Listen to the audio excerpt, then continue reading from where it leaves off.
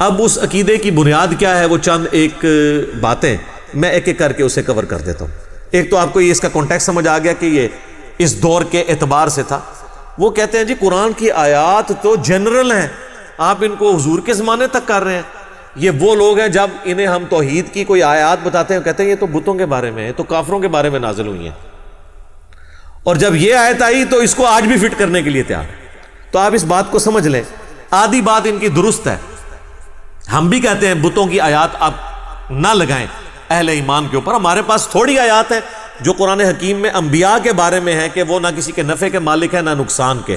سورۃ الاعراف آیت نمبر 188 بالکل واضح آیت ہے جس کے اندر اللہ کے محبوب صلی اللہ علیہ وآلہ وسلم کے بارے میں آیا قُلْ لَا أَمْلِكُ لِنَفْسِي نَفْعًا وَلَا ضَرًّا، اے نبی تم فرما دو میں تو اپنی جان کے لیے بھی کسی نفع اور نقصان کا مالک نہیں ہوں، إِلَّا مَا شَاءَ اللَّهُ، ہاں مگر جو اللہ میرے لیے فیصلہ کرتے۔ وَلَوْ كُنْتُ أَعْلَمُ الْغَيْبَ، اور اگر میں خود غیب جان لیتا، لَاسْتَكْثَرْتُ مِنَ الْخَيْرِ، تو میں بہت خیر کثیر جمع کر لیتا۔ وَمَا مَسَّنِيَ السُّوءُ، اور مجھے کبھی کوئی تکلیف نہ پہنچتی۔ جب مجھے پہلے ہی پتا چل جاتا کہ میرے ساتھ یہ معاملہ ہونے والا ہے میں کوئی اس کا تدارک کر لیتا۔ ان انا الا نذیر و بشیر، میں تو نہیں ہوں مگر ڈر سنانے والا اور خوشخبری سنانے والا، لقوم یؤمنون، ان کے لیے جو بات ماننا چاہیں ایمان لانا چاہیں۔ تو یہ واضح قرآن میں آ گیا ہے تو اس کی بات تو ضرورت ہی نہیں ہے۔ پھر سورۃ المائدہ میں اللہ تعالیٰ نے اولو العزم پیغمبر عیسیٰ ابن مریم اور ان کی والدہ جو اولیاء کی سردار ہیں، ان سے بڑھ کے تو کوئی بزرگ نہیں ہو سکتا نا جو پیغمبر کی ماں ہے، ان کے بارے میں ہے مل مسیح ابن مریم الا رسول، المائدہ 75۔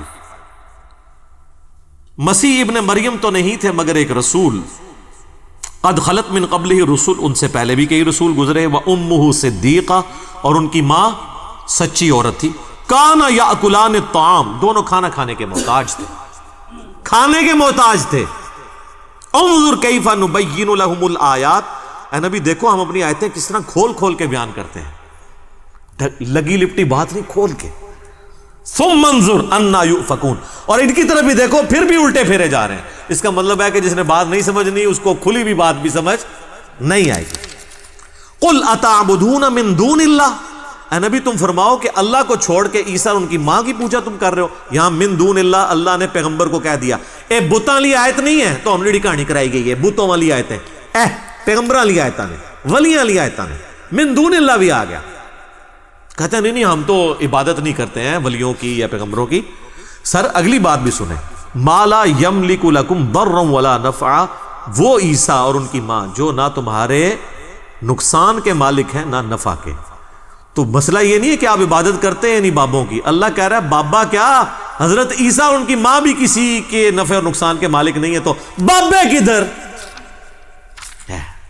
کہتے ہیں ایڑا جملہ آگے بول رہا ہے نا، اینی تو بھائی دنیا چینج لے کے آندی ہے، اسی نے تو دنیا ورنہ تو دنیا توحید اتنے عرصے تو بیال ہو رہی سی، ہون کے فرق پہ گیا، یہ فرق پہ ہے۔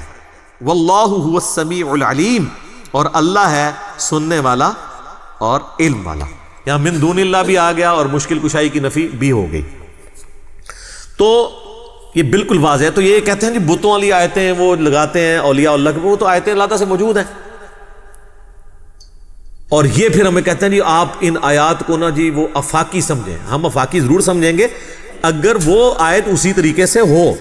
آپ بھی ان آیات کو افاقی نہیں مانتے، نہ مان سکتے ہیں۔ وَلَوْ أَنَّهُمْ إِذْ ظَلَمُوا أَنفُسَهُمْ جَاءُوكَ، سورہ النساء نمبر 64 اور 65 کو افاقی مان کے بتائیں کس طرح مانیں گے؟ آپ اس کے اوپر عمل ہی نہیں کر سکتے۔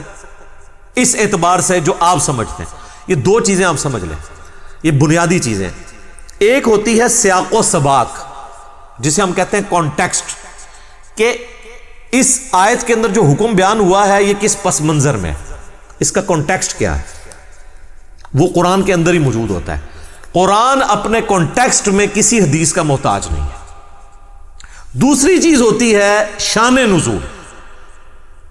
شان نزول یہ ہوتا ہے کہ یہ کن حالات میں آیت نازل ہوئی، اس سے کوئی فرق نہیں پڑتا، اس کا حکم اینڈ پہ وہی رہتا ہے۔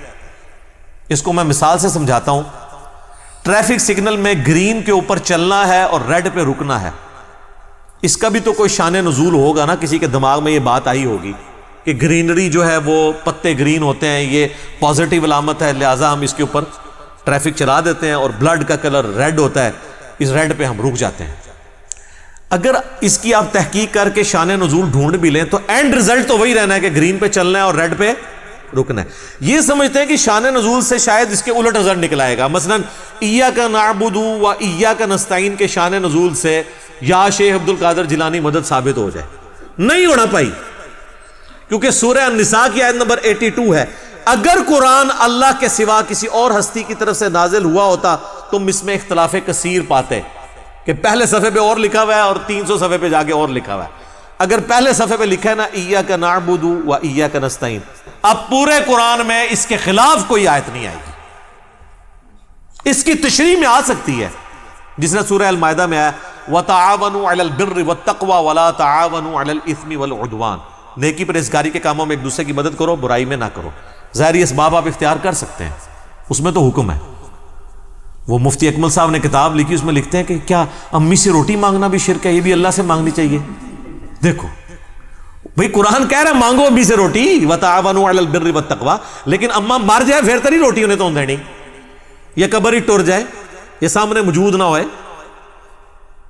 یہ غائب میں پکارنا اللہ کے ساتھ خاص ہے، اور یہ اس لیول کا خاص ہے کہ اللہ تعالیٰ نے سورہ النمل میں یہ عقیدہ امت کو دیا ہے کہ جو اللہ کے سوا کسی ہستی کے بارے میں عقیدہ رکھتا ہے خدا اس کو بنائے بیٹھا ہے۔ پھر ہاں جی، امن یجیب المضطر اذا دعا، بھلا بتاؤ تو کون ہے جو تکلیف میں گھرے ہوئے شخص کی فریاد کو سنتا ہے، وَيَكْشِفُ السُّوءَ، اور اس سے اس کی برائی دور کر دیتا ہے، وَيَجْعَلُكُمْ خُلَفَاءَ الْأَرْضِ، اور تمہیں اگلوں کا خلیفہ کرتا ہے زمین پہ، تمہارے ماں باپ کے مرنے کے بعد تمہیں، تمہارے مرنے کے بعد تمہاری اولاد کو۔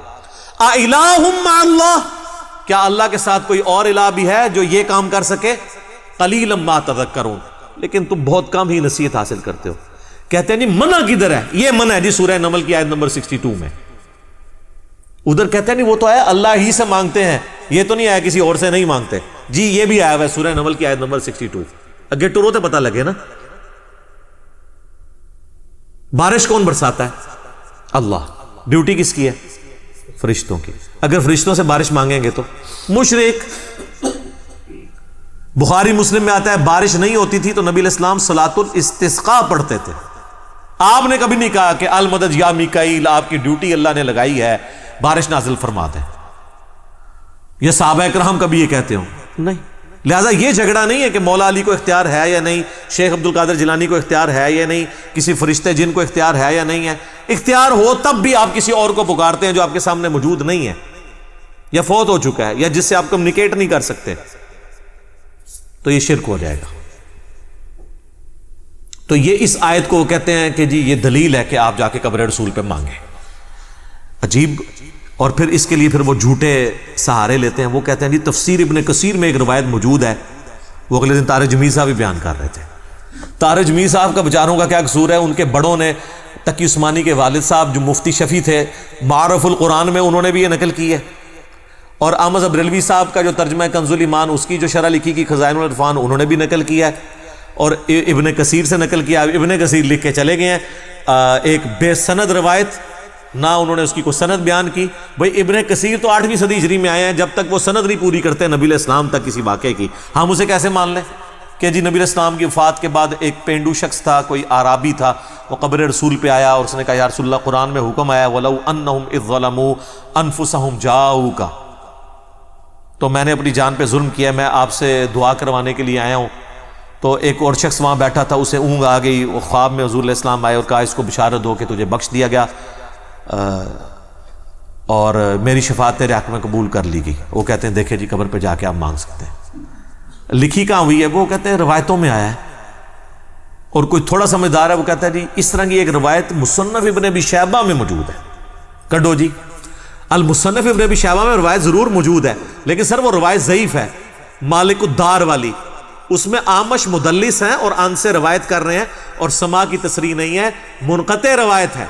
صحیح مسلم کے مقدمے میں امام مسلم نے لکھا ہے کہ مدلس کی آن والی روایت سما کی تصریح کے بغیر ضعیف ہوگی جب تک وہ حدثنا یا اخبرنا بیان نہیں کرے گا، وہ ان سے روایت کر رہا ہے، یہ روایت ضعیف ہے مالک الدار والی کہ وہ حاضر ہوئے قبر رسول پہ، وَلَوْ أَنَّهُمْ إِذْ ظَلَمُوا أَنفُسَهُمْ جَاءُوكَ، پھر انہیں اونگ آ گئی، نبی علیہ السلام خواب میں آئے، فرمایا عمر کو جا کے میرا سلام کہنا اور اسے کہنا کہ سختی نہ کرے، ان قریب اللہ تعالیٰ تمہیں سراب کرے گا.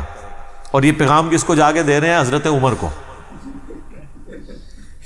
جعلی روایت ہے. حضرت عمر کو پیغام دیتے تو آگے کیا ہونا تھا وہ میں آپ کو بعد میں بتاؤں گا. روایت ہی جعلی ہے، یہ ایسا ہوا ہی نہیں ہے، اس میں تدلیس ہے. اور اگر کوئی کہتا ہے میں نے اس قانون کو نہیں ماننا محدثین کے، تو پھر ہم اسے پھکی دیتے ہیں کہ مسند امام احمد میں ایک حدیث ہے جو مشکات میں بھی موجود ہے، اس میں سیم حکم ہے. یہ تو آمش تو بہت چھوٹا ہے.